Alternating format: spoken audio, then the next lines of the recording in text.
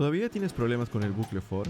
Entonces no te preocupes más, porque en este video he reunido 7 ejercicios que te van a ayudar a subir de nivel rapidísimo. Vas a entender cómo funciona el bucle for y vas a aprender a reconocer patrones que se repiten todo el tiempo. Eso sí, este video parte de la base que ya viste el video anterior sobre el bucle while. Así que si aún no lo has visto, ¿qué estás esperando? Y si ya lo viste, toma asiento, relájate y disfruta el video. En el primer ejercicio nos piden imprimir los números del 1 al 5. Pero esta vez no vamos a escribir directamente un bucle for. Lo que vamos a hacer es partir de un bucle while como el que ves ahora en pantalla, que ya hace exactamente lo que nos pide el ejercicio. Y a partir de este bucle while vamos a construir paso a paso nuestro primer bucle for. Primero escribimos la palabra for, luego abrimos y cerramos paréntesis y también abrimos y cerramos llaves. Como en el bucle while, el código que pongamos dentro de las llaves será lo que se repite en cada vuelta del bucle. Pero hay una gran diferencia. En el bucle while, dentro de los paréntesis, va solo la condición. En cambio, en el bucle for, hay 3 partes dentro de los paréntesis que están separadas por punto y coma. Lo bueno es que estas 3 partes ya las conoces del bucle while, solo que ahora las vamos a juntar todas dentro del paréntesis. Primero va la declaración e inicialización del contador. Así que escribimos int contador es igual a 1. Puede que te parezca un poco extraño ver el tipo de dato ahí dentro, como ese int, pero no te preocupes. Más adelante te voy a explicar por qué lo hacemos así. Por ahora, solo confía en mí y escríbelo tal como aparece en pantalla. Después del primer punto y coma, viene la condición, que es contador es menor o igual a 5. Y finalmente, después del segundo punto y coma, agregamos la actualización de contador. Es decir, contador es igual a contador más 1. Y listo, ya tenemos la estructura completa del bucle for, construida paso a paso a partir del bucle while. Ahora, solo nos falta agregar el código que queremos que se repita. Y en este caso, eso es simplemente la instrucción para imprimir el valor de contador en cada iteración. Así que dentro de las llaves ponemos una instrucción para imprimir contador. Ejecutamos el programa y ahí lo tienes. Se imprimen los números del 1 al 5, tal como queríamos. Puede que al principio te resulte un poco confuso ver tantas cosas dentro del paréntesis en el bucle for. Pero si ya viste el video del bucle while, te vas a dar cuenta que la lógica es la misma, solo que ahora está todo más compacto. Aún así, es muy útil ver de forma visual el orden de ejecución de un bucle for, así que vamos a repasarlo paso a paso para que lo tengas súper claro. Nuestro programa empieza a correr, llega al bucle for y lo primero que se ejecuta es la declaración e inicialización de la variable contador. En este caso, se crea una variable de tipo int llamada contador y se le asigna el valor 1. Esta parte solo se ejecuta una vez, justo al inicio del bucle. Después de eso, ya no vuelve a ejecutarse, así que por ahora podemos olvidarnos de ella. Luego se pasa a la segunda parte del for, que es la condición. Si la condición es verdadera, el bucle entra al bloque de código, y si es falsa, el bucle terminará de inmediato. En nuestro ejemplo, contador vale 1, y la condición que tenemos es contador menor o igual a 5. Como 1 sí es menor o igual que 5, la condición se cumple. Entonces se entra al bloque del bucle y se imprime el valor de contador. Todavía estamos en la primera iteración y ahora se ejecuta la tercera parte del for, la actualización del contador. En este caso le sumamos 1, así que ahora contador vale 2. Y con eso terminamos la primera vuelta del bucle. Ahora volvemos directamente a la condición, contador vale 2, y como 2 es menor o igual que 5, la condición se cumple. Se ejecuta el bloque del bucle y se imprime el número 2 en la consola. Y luego viene la actualización, y ahora contador pasa a valer 3. Y este proceso se repite un par de iteraciones, hasta que llegamos a la actualización de contador en la quinta iteración. Ahora contador vale 6. Volvemos a evaluar la condición y vemos que la condición es falsa, ya que 6 ya no es menor o igual a 5. Y como ya no se cumple, salimos del bucle. Con eso, el bucle termina y el programa también. Como puedes ver, este primer ejercicio nos ha servido para entender cómo construir un bucle for y también para aprender cómo se ejecuta paso a paso. Ahora, 2 pequeñas cosas antes de seguir. En los bucles for es muy común usar la letra i como nombre para el contador. Así que a partir de ahora, en lugar de llamarlo contador, la voy a llamar simplemente i. Y otra cosa importante, si estás incrementando i de 1 en 1 en cada iteración, en lugar de escribir la expresión i es igual a i más 1, podemos usar una forma más corta y elegante. Podemos poner i más más. A eso se le llama el operador de incremento. Hace exactamente lo mismo, pero es más compacto. Y ahora, gracias a estos cambios, tu bucle se ve mucho más limpio y fácil de leer. Y si todavía no conoces este operador o quieres conocer otros similares, no te olvides de ver el video donde explico todos los operadores especiales. El link lo puedes encontrar en la descripción. Ahora sí, sigamos con el segundo ejercicio. En este caso, nos piden imprimir los números del 5 al 1. Vamos a escribir directamente el bucle for. Dentro de los paréntesis, lo primero que tenemos que poner es la declaración e inicialización de la variable i. Entonces escribimos int i es igual, y ahora nos preguntamos, ¿con qué valor debe empezar i? Si visualizamos los números que tenemos que imprimir, queda claro que el primer valor debe ser 5. Así que inicializamos i con 5. Y ahora nos toca escribir la condición. Y acá nos volvemos a hacer otra pregunta. ¿Hasta qué valor queremos que llegue el bucle? Como el último número que queremos imprimir es el 1, y no queremos que baje de ahí, podemos escribir i mayor igual a 1. También podríamos haber usado i mayor que 0, que daría el mismo resultado. Pero a mí personalmente me gusta dejar bien claro los límites del rango. Y de esta forma podemos pensar, en este caso, en la inicialización como el límite superior y en la condición como el límite inferior. Ahora vamos con la actualización. Volvemos a mirar la secuencia de números y notamos que en cada paso el número va disminuyendo de 1 en 1. Eso quiere decir que i se va restando 1 en cada iteración. Así que podríamos escribir como actualización i es igual a i menos 1. Pero en lugar de eso, vamos a usar una forma más corta, pero equivalente. Vamos a poner i menos menos. A este se le llama el operador de decremento. Y ya con eso, solo nos queda agregar dentro de las llaves la instrucción para imprimir el valor de i. Ahora ejecutamos el programa y listo. Se imprimen los números del 5 al 1, tal como esperábamos. Como ves, en este ejercicio ya empezamos a ver ciertos patrones comunes, como por ejemplo el uso de límites en el bucle. Uno al inicio, cuando inicializamos la variable i, y otro en la condición, que define hasta dónde debe llegar el bucle. Ahora pasamos a un ejercicio muy común en programación. Nos piden imprimir los cuadrados de los números del 1 al 5, es decir, lo que vemos en pantalla. A primera vista puede parecer complicado, pero créeme, es más fácil de lo que parece. Primero vamos a agregar nuestro bucle for. Como ya vimos antes, podemos pensar en el valor inicial y en la condición como los límites del rango. En este caso, vamos a ir del 1 al 5. Así que inicializamos la variable i con 1 y la condición será i menor o igual a 5. Como queremos que se recorra ese rango completo, usamos i++ para la actualización. Y ahora, ¿qué ponemos dentro del bloque? Acá tenemos que imprimir el cuadrado de cada número. Y el cuadrado de un número es simplemente ese número multiplicado por sí mismo. Así que escribimos una instrucción para imprimir lo siguiente. I por i. Y con eso, en cada iteración, se va a imprimir el valor de i al cuadrado. Ejecutamos el programa y listo. Vemos en la pantalla los cuadrados del 1 al 5. Este ejercicio es un gran ejemplo de que, aunque un problema parezca complicado al inicio, muchas veces se resuelve simplemente pensando bien qué hacer con el valor de cada iteración. Ahora vamos con el cuarto ejercicio. En este caso, nos piden calcular la suma y el producto de los primeros 5 números. ¿Cómo hacemos esto? Pues empezamos por lo que ya sabemos. Vamos a agregar nuestro bucle for. Como el rango es del 1 al 5, inicializamos i con 1. Y la condición será i menor o igual a 5.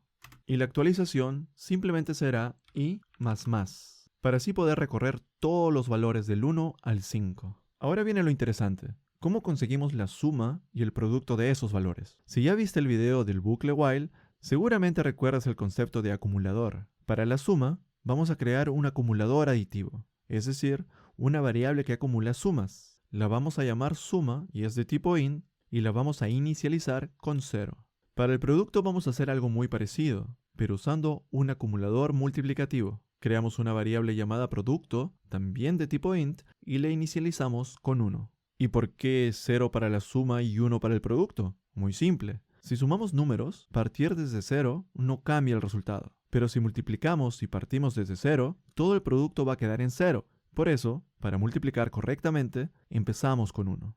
Ambas variables, suma y producto, deben ir fuera del bucle porque queremos usarlas después de que termine el bucle. Y ahora, para acumular los valores en suma y producto, escribimos las siguientes dos líneas dentro del bloque. Suma es igual a suma más i. Y luego ponemos producto es igual a producto por i.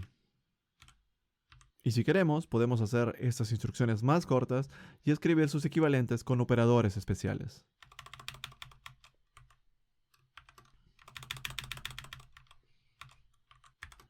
Con estas dos instrucciones, vamos acumulando los valores de i tanto en la suma como en el producto. Y una vez que termine el bucle, simplemente imprimimos los resultados.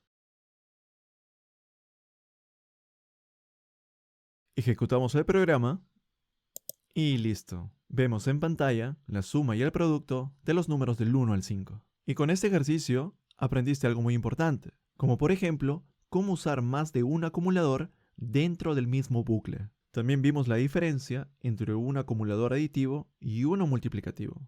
Entendimos por qué se inicializan con diferentes valores y cómo podemos ir actualizándolos paso a paso en cada iteración. Este tipo de estructura, un bucle con múltiples acumuladores, es muy común en programación y te va a servir muchísimo para resolver problemas más complejos. Y ahora vamos con el quinto ejercicio. Esta vez nos piden imprimir los números pares que están dentro del rango del 1 al 20. Acá el nivel ya empieza a subir un poquito más, pero no te preocupes, lo vamos a resolver paso a paso. Primero, como siempre, agregamos nuestro bucle for. Y a estas alturas, ya sabes muy bien qué es lo que va dentro de los paréntesis. Inicializamos i con el valor 1. La condición será i menor o igual a 20. Y la actualización será i más más. Ahora pensemos en lo que va dentro del bloque. Vamos a empezar escribiendo simplemente una instrucción para imprimir i. Si ejecutamos el programa así, veremos que se imprimen todos los números del 1 al 20. Pero eso no es lo que queremos. Lo que nos están pidiendo es que de todos esos números solo aparezcan los números pares. Entonces, ¿qué hacemos? Bueno, necesitamos que la impresión en la consola solo ocurra si el número es par. Y esa condición ya nos da una pista. Necesitamos usar una estructura if. Así que envolvemos a la instrucción que tenemos en un if. Y con eso ya dimos un buen paso. Pero ahora la pregunta es, ¿qué condición ponemos dentro de los paréntesis? O mejor dicho, ¿cómo sabemos si un número es par? Acá entra en juego un operador muy útil en Java, el operador módulo. Este operador se escribe con el símbolo de porcentaje y sirve para calcular el residuo que queda al dividir dos números enteros. Por ejemplo, 5 módulo 2 da 1 porque 5 dividido entre 2 es 2, pero sobra 1. En cambio, 4 módulo 2 da 0 porque 4 dividido entre 2 es exacto, sin residuo. Y acá está la clave. Si un número dividido entre 2 da residuo 0, entonces es par. En otras palabras, un número i es par si i módulo 2 es igual a 0. Y esa es exactamente la condición que vamos a poner dentro del if. Entonces, en nuestro código escribimos i módulo 2 tiene que ser idéntico a 0. Ahora ejecutamos el programa y listo. Ahora sí se imprimen solamente los números pares del 1 al 20. Con este ejercicio aprendiste dos cosas muy importantes. Primero, cómo combinar un bucle for con una condición if para que el código dentro del bucle solo se ejecute cuando se cumple una condición específica. En este caso, cuando el número sea par.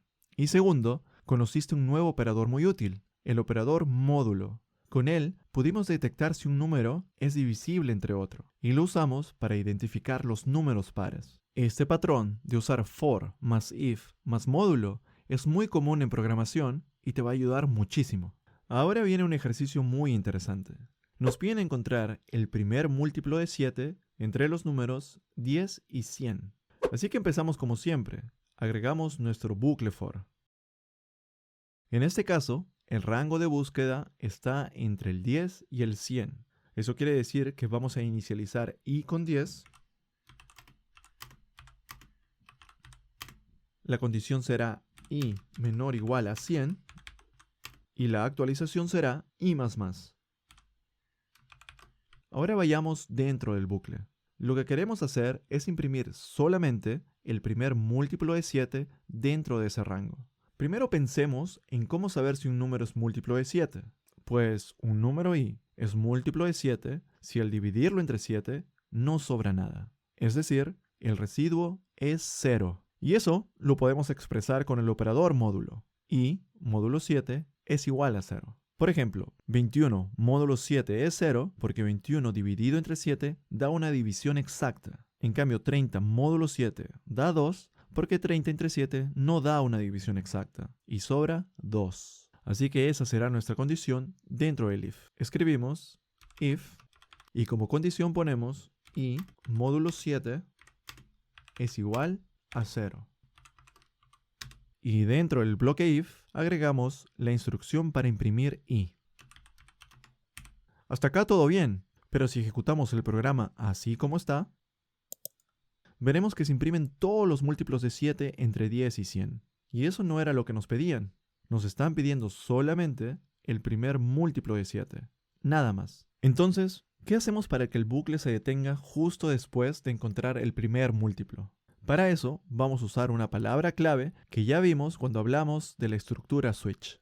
La palabra break. Break lo que hace es salir inmediatamente del bucle, sin esperar que terminen todas las iteraciones. Así que dentro del if, justo después de imprimir i, vamos a agregar break y punto y coma. Y con eso, cuando se cumpla por primera vez la condición, primero se imprimirá el número y luego el bucle terminará ahí mismo. Así que ahora ejecutamos el programa y vemos que solo se imprime el 14, que es el primer múltiplo de 7 dentro del rango. Justo lo que queríamos. Repasemos lo más importante de este ejercicio. Aquí hemos aprendido a detectar múltiplos usando el operador módulo.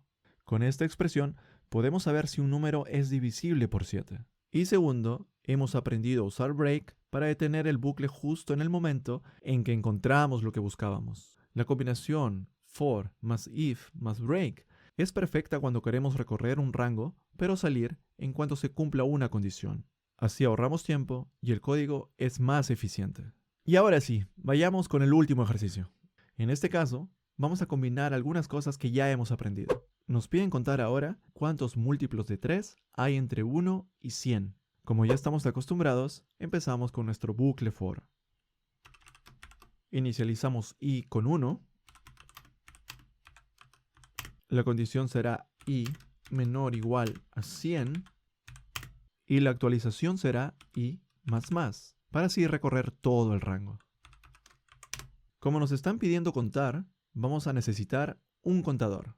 Así que fuera del bucle, declaramos una variable llamada contador. Y le damos el valor inicial de 0.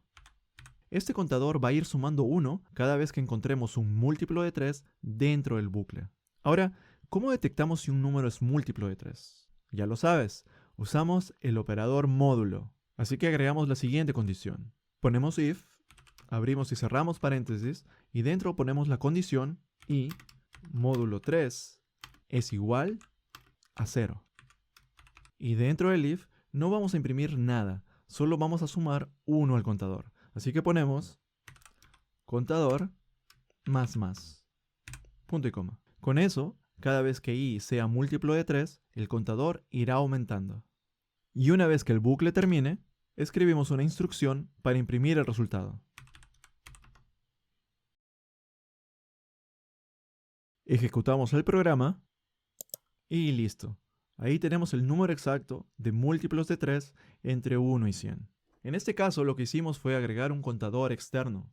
Este contador no cuenta las iteraciones, sino solo las veces que pasa algo que nos interesa. Es decir, se mantiene totalmente independiente del número de vueltas del bucle. Solo aumenta cuando se cumple una condición específica, como encontrar múltiplos de 3, por ejemplo. Ahora volvamos a la pregunta que dejé abierta antes. ¿Qué significa poner int dentro de los paréntesis del bucle for. Esto lo podemos explicar así. Cuando escribimos int i es igual a 0 dentro del for, lo que estamos haciendo es declarar una variable que solo existe dentro del bucle.